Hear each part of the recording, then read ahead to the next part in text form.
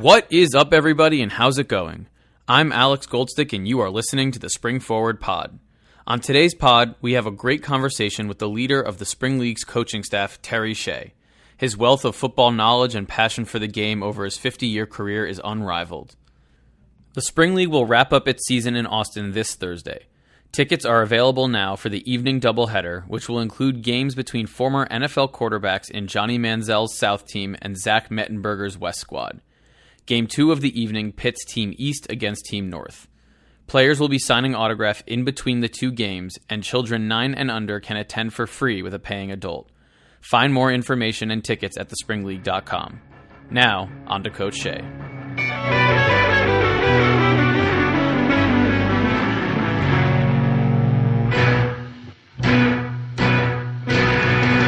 Coach Terry Shea leads the coaching staff at the Spring League. The Bay Area native played quarterback for the University of Oregon from 1964 to 1967 and immediately joined the Oregon coaching staff upon graduation. He's been in the coaching ranks on a number of different levels and leagues with no interruption in his resume since then. Coach, welcome to the Spring Forward Pod. Great being here. Eyes up.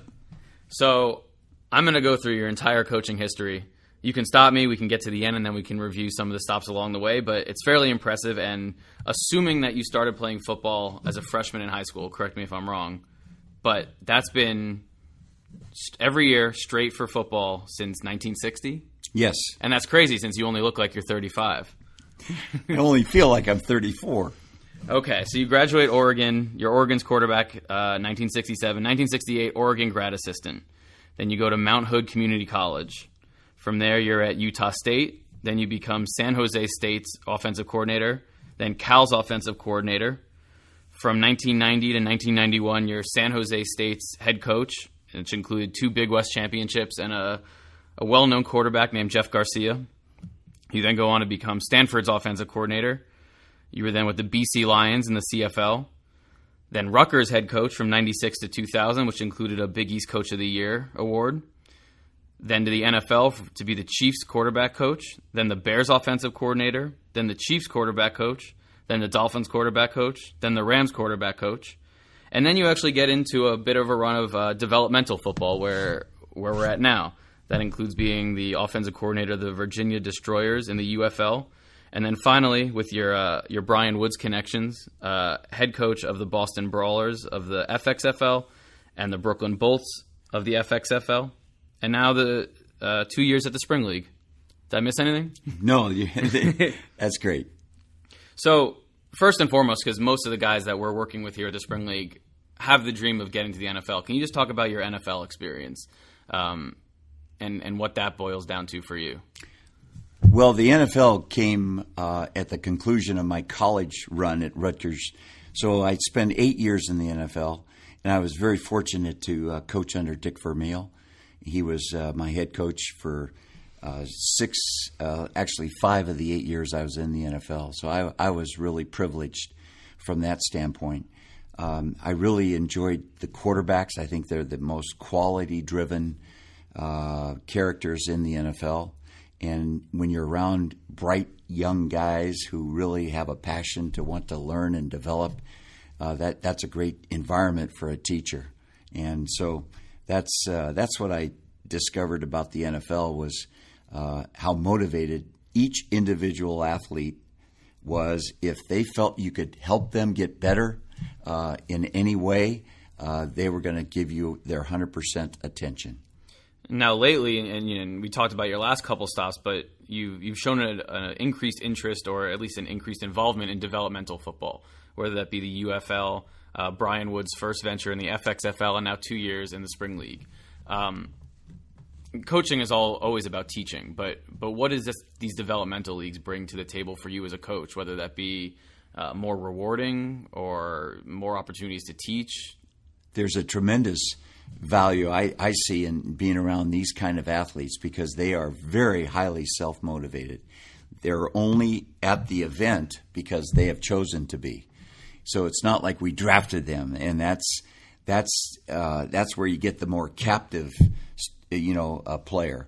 But in this kind of an environment, you get the player that is doing everything he can to get to the event And then when he arrives for the event's duration, you've got a very attentive individual. You've got an individual that thrives on development, and he's very goal-oriented because most of every one of these players wants to eventually play at the professional level again. So it's a great environment, I think, as a coach to be in amongst those kind of athletes. Have you found that trait of the Spring League players makes them more coachable? Is it sort of similar throughout the ranks with your similar mix of players who are open to the coaching and some that, are so self-confident that maybe they feel like they don't need it, whether or not that's true? Well, what I find is that you have to really stress to each player that's in a league like the Spring League is you've got to be open to learning, and you've got to be willing to hear different approaches as to how to develop yourself as a football player. They've heard voices all their entire life, and pretty soon they start to wonder, well, who do I want to believe? Who do I want to trust? And so you have to really make sure they understand that the 2 weeks they're here at the Spring League, they're here to get better, and that's the only reason we're here as coaches, is to help them get better. Now, talking about the Spring League coaching staff for a second, let's talk about assembling it. Are you reaching into your network of coaches? I mean, we've got guys like Donnie Henderson here, a wealth of NFL experience. Steve Fairchild used to be the head coach at Colorado State. Are they all interested in this rich teaching experience from guys who have this dream? Or talk about how you assembled the staff here. Well, we have 16 total coaches, so it worked out to where we have 2 coaches per position. I think that's very important because you want the quality of reps to mean something to the athlete. So we have obviously 2 coaches at every position. Most of them have NFL experience. If they don't have NFL experience, everyone on our staff has head coaching experience at the high school level and or the college level. We have guys that have spent a number of years in the NFL. When I reached out to all of these coaches, and some of them are carryovers from last year's Spring League, is that I wanted the staff to fit chemistry-wise. And one of the most important things I looked at was what kind of a personality is he? Because you've got to have a real openness to you when you come into a Spring League as a coach, and you've got to be adaptable, and you've got to make sure that you have something to offer the player. So I felt like that was the quality of almost each and every one of these coaches that's here at the Spring League. You talked about the Spring League last year, and this is your second year with the league, out of the league's 2 years. But so this year, the league moved from West Virginia, rural West Virginia, to Austin, Texas, a little bit more metropolitan. What changes and characteristics have you noticed about the league, whether it be more scouts coming in, whether it be players more excited to be in a city? What do you think Austin has contributed to the league itself? I think Austin has probably contributed more of a tradition for football, and you can't help but feel it when you come into the state of Texas, and you're in Austin specifically because of all the great college reputation this city has. And I just think it adds just that extra dimension to the environment that these players start to absorb. I like being in Austin because there's more of an energy uplift, whereas West Virginia was a very, very neat facility, but you never got the feeling like there were going to be a lot of attention given to the players while they were experiencing the Spring League in West Virginia as compared to what we receive here in Austin. Do you think perhaps the isolation of West Virginia was better or worse for the players themselves? I mean, is it good that they can sort of unwind in a city or have the hotel in West Virginia to relax in? Well, I think there's, when you talk about off-the-field activity, sure, there's more options for a player. But, we've had no issues. All 150-plus players are well-mannered, and I make it very important that they understand the quality of being a gentleman and a person that handles himself with class. But I think that the upside to it is that the players get more of a energy boost when they go onto the practice field or when they play in front of 2,500 people in any given game day. So let's shift to the quarterbacks for a second. You being a quarterback guru yourself, obviously Johnny Manziel, one of the bigger draws of the Spring League this year. What has it been like to work with him during his comeback? Well, attempted comeback. Yes. First of all, he's been very attentive. He's got a very solid football IQ, and so you're dealing with a young man that's bright, and he knows how to play the position. What you learn from a Johnny Manziel, being around him for the first time, is that you realize he must have great vision as a quarterback, and he's got the ability to use his feet to get out of trouble. And he makes plays on the practice field that you say, whoa, that's what has made Johnny Manziel as good a quarterback as he has been throughout his career. So I know you don't have a rapport with him from before the Spring League, but he recently gave an interview with Dan Patrick that said, he wasn't the X's and O's guy. Do you think that, or when he was drafted, do you think that that's changed now that he's been here? Have you seen a change since he's been here? Or did he come in newly committed to football, and that includes the X's and O's of the game? Well, I really believe he's committed to football, and I'm not sure it's been a change. I just don't have any background with Johnny, but he's been very attentive in the meetings. He's been very talkative. He's been very inquisitive. It's not like he's sitting back, like he's on a log and just, as a frog, he's absorbing all this information. He's very proactive, and he shares his knowledge with the other quarterbacks in the room. So from that standpoint, I've really enjoyed my 10 days with Johnny Manziel. But more importantly, he transfers his information onto the practice field, and he tends to have a very quick mind, and he retains information. So you can't get better than that. You just spoke about Johnny. There are 8 other quarterbacks in the room. Talk about who's impressing you, who's here, what kind of collection of guys we have here playing the quarterback position at the Spring League. Well, we are fortunate to have a quality group, and I mean a group that can spin the ball as well as most NFL quarterbacks, except for maybe some of the real elite ones that are starters.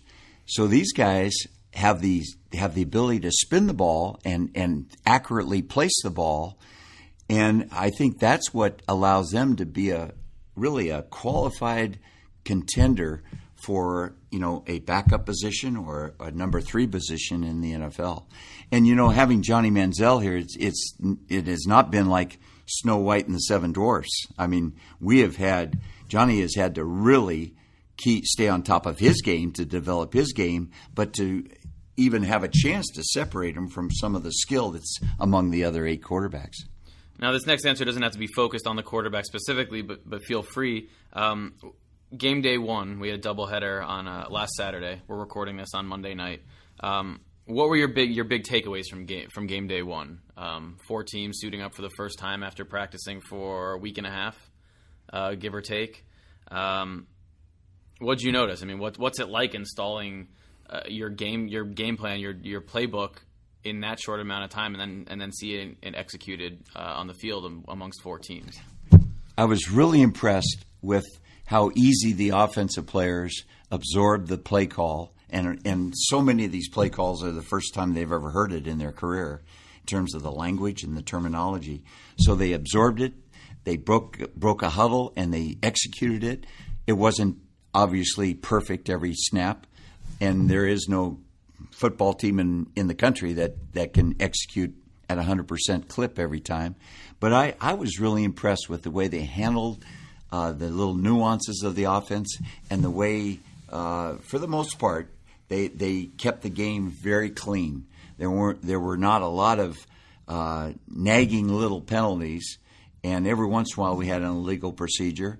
But it was because our quarterback, I think, in essence, was trying to draw the defense off sides, and so it kind of backfired several times. But I was very impressed with how they handled the material under competitive situations. And probably the most impressive thing I walked out of that night with, after watching 4 teams compete, was I said, now where else in the world can a quarterback who is attempting to improve his skills for the NFL, the CFL, get this kind of opportunity where they have to make game-like decisions and execute the offense.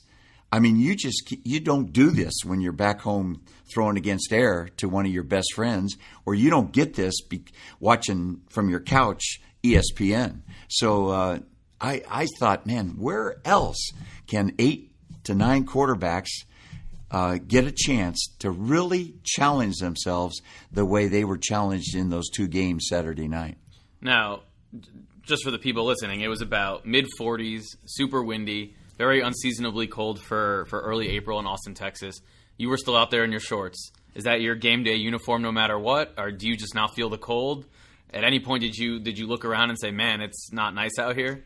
There's no doubt I felt the cold. And it wasn't because of my shorts, but it was because, I felt the cold coming right through the upper body and the hands. And our guys played as if the elements were not a factor. And I thought that was also most impressive. You were just talking about where else can a quarterback get this chance, and other players as well, get live game reps, full pads in April. We talked a little bit earlier about sort of your recent interest in developmental football, but from prior to these past 3-4 years when you've been involved with the UFL, the FXFL, the Spring League, from a NFL executive or coach's standpoint, what does developmental football look like in the United States or in North America? Because the Spring League certainly fills this void of allowing post-collegiate players to get film to try to re-pursue their dreams or pursue it for the first time. I think the most important thing is to elevate the level of play to where an NFL evaluator or a pro evaluator will look at the level of play and say, you know what?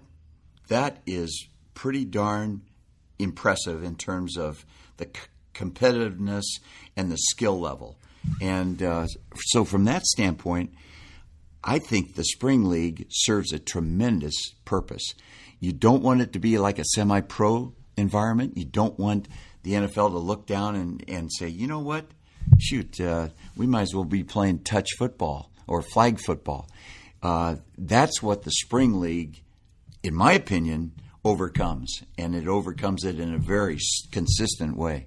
And we've seen scouts at practice, for the last 2 weeks. The game day, there was an entire media box full of scouts.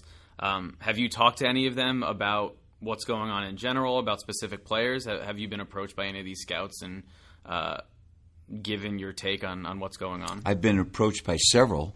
I don't necessarily talk to each and every one of the scouts. I'm sure they get great information on what they see rather than listening to a coach, describe it. They probably see an opportunity to talk with Brian, and Brian Woods is a very knowledgeable, individual. So that may be a lot of the communication. But the several scouts, in fact, I just had a scout today say, you know what, Terry, this year's Spring League is even better in terms of the skill level than last year's.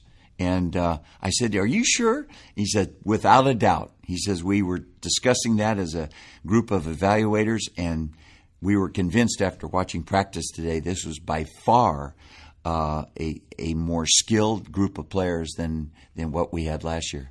And are you too close to the product to sort of see that? And it takes someone coming in from the outside maybe just once a year for one day to tell you that, and you to look around and say, well, you're right? Or I think that's spot on for you, because when you're amongst the trees, you just feel the impulse of what you're working with.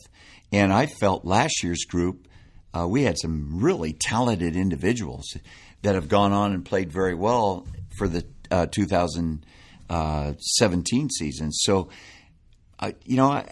maybe the scouts can see it better, and that's great. If they can see it, God, I think that's more exciting.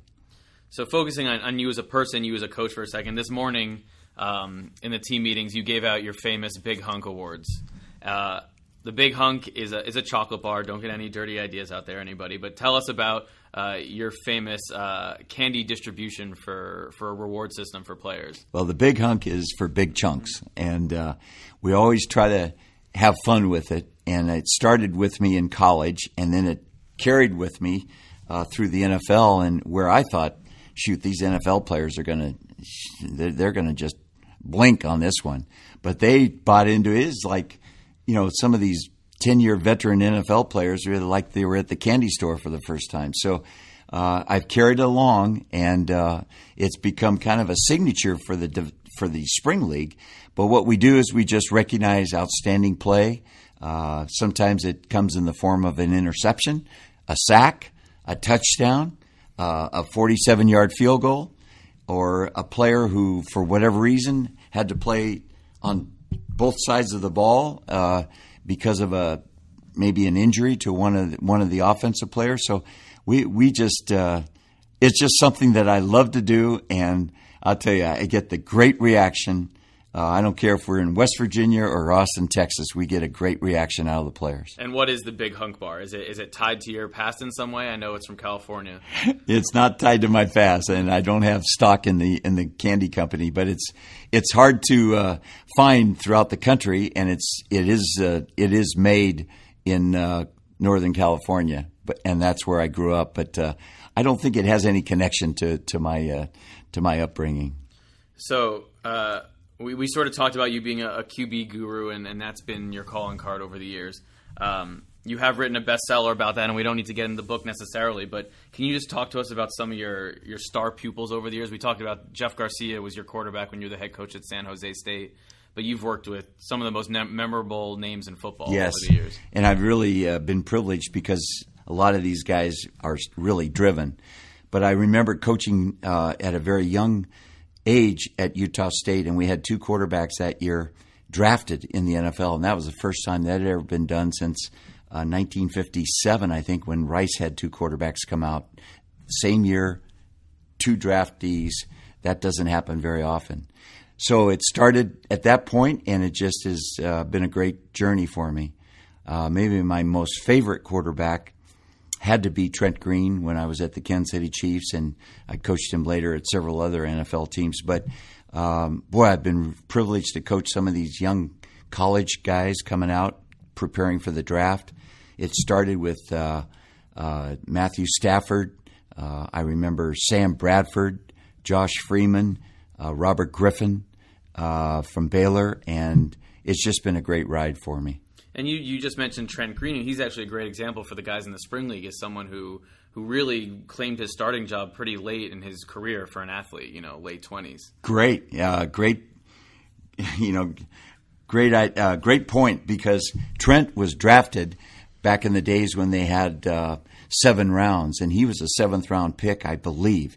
Now, he might have been part of that 11-round era, but I remember Trent telling me he was really almost the last round of the draft, and he had to bounce around. He went from the Redskins to the CFL and then back to the Rams, and then he eventually landed with 2 Pro Bowl appearances at the Kansas City Chiefs. So he was certainly a quality young man with great leadership skills.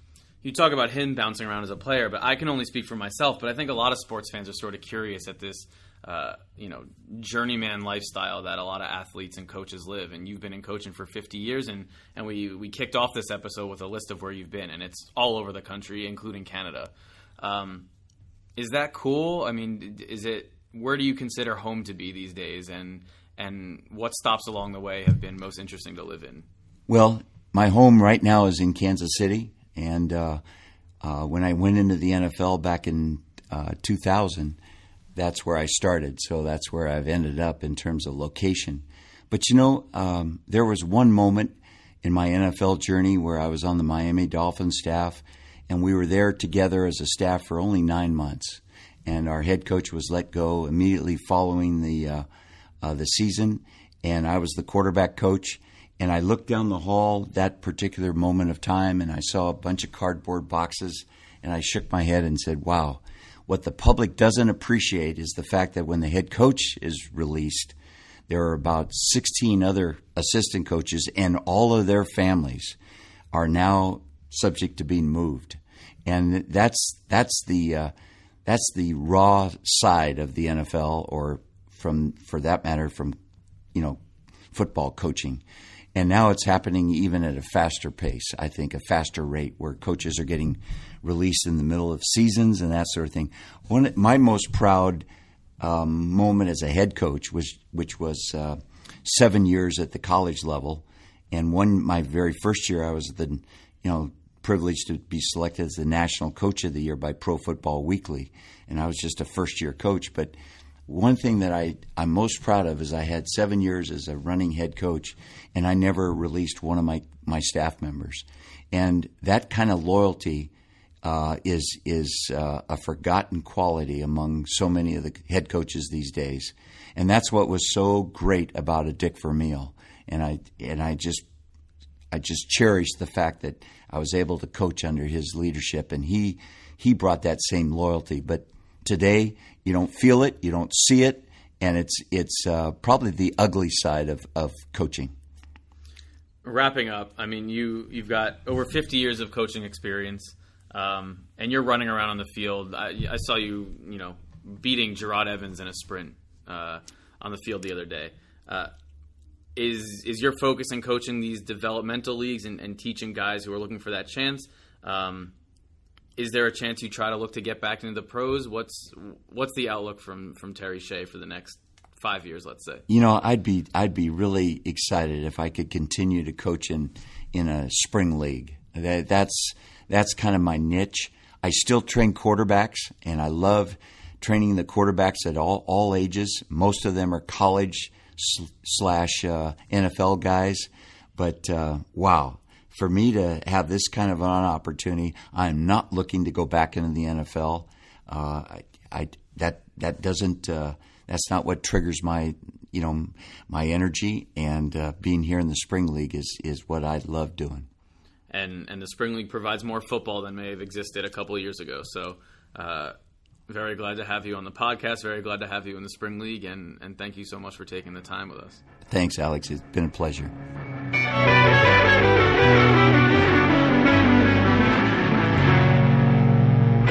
That will bring us to the end of this episode of Spring Forward. I had such a great time talking to Coach Shea, so a major thank you to him for recording with us and for all he's done on field for the Spring League to date. One more reminder that tickets for Thursday night's doubleheader can be found at thespringleague.com.